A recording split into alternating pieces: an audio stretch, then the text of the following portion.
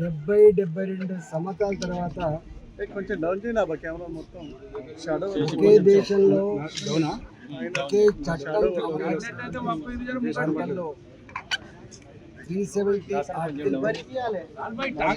అనేక రకాల ఉగ్ర దాడులు లక్షల మంది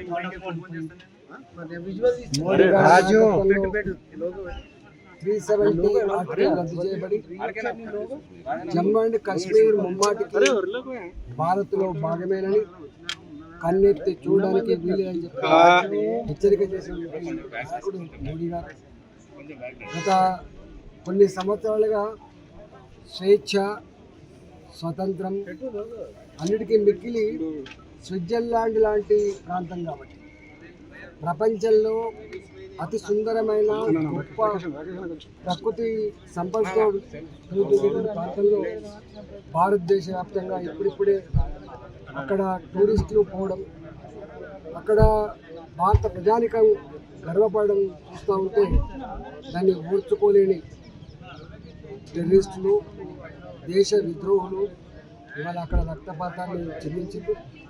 తప్పకుండా దీనికి మూల్యం చెల్లించక తప్పదని చెప్పి హెచ్చరిస్తాము. భారతదేశం సహనాన్ని, ఓపికని పరీక్షించే ప్రయత్నం చేస్తే రాబోయే కాలంలో ఏం జరుగుతుందో చవి చూడాల్సిందని చెప్పి దొంగచాటుగా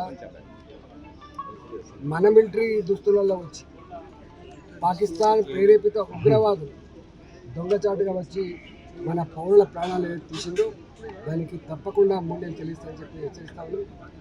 నిన్న జరిగినటువంటి ఘటన భారత ప్రజానికం గుండెలను గాయపరుస్తూ ఉంది, ఇలా ఆవేశం రగిలిపోతూ ఉంది.